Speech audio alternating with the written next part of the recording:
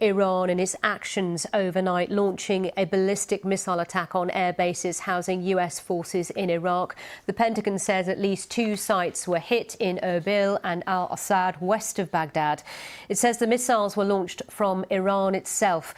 Iranian state television says the attack was launched in revenge for the US assassination of the Iranian general Qasem Soleimani.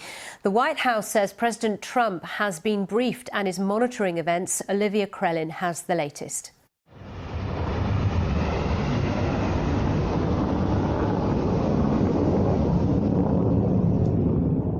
The roar of rockets as Iran hits back at the United States.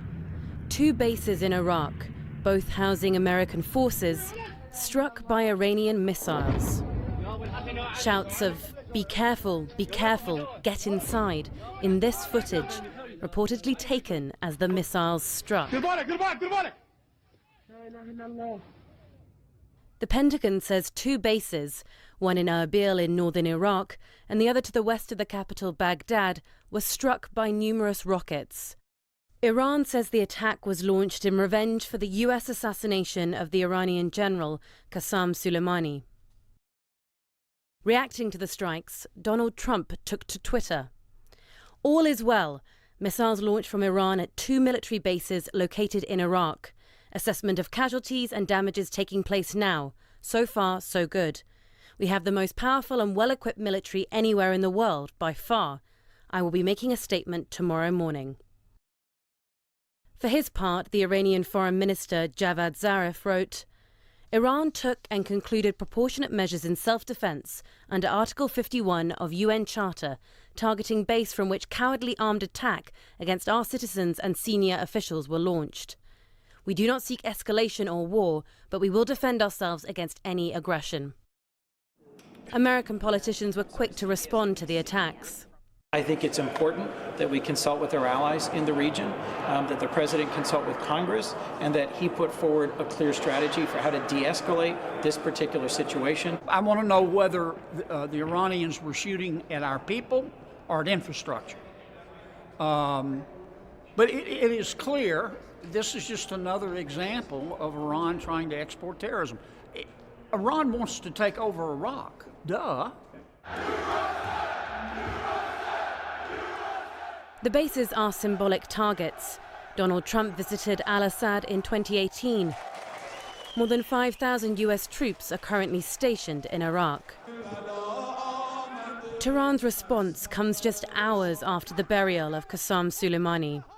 Both sides are now watching the other to see what they'll do next and how they'll respond. Olivia Krellin, BBC News. So how will the US respond? Well, our correspondent in Washington, Nick Bryant, says there are signs President Trump may now try to de-escalate the crisis. Donald Trump is facing the biggest foreign policy test of his presidency so far, and the question before him is whether to continue the cycle of escalation with Iran or whether to show more circumspection.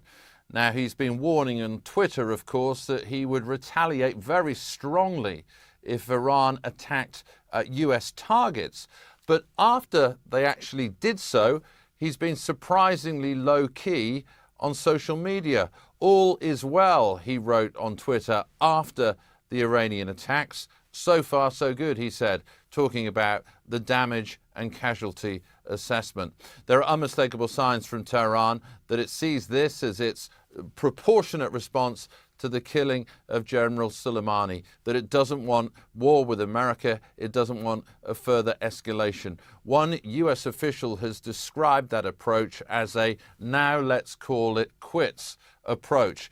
And there are signs that Donald Trump has heeded it. There was talk last night that he would address the American people from the Oval Office, something his predecessors had done in the past to announce military action. But he decided not to do that. He will speak to the American people later on today. A sign, perhaps, that he's showing caution, that he wants to lower the temperature. But with Donald Trump, of course, you never know.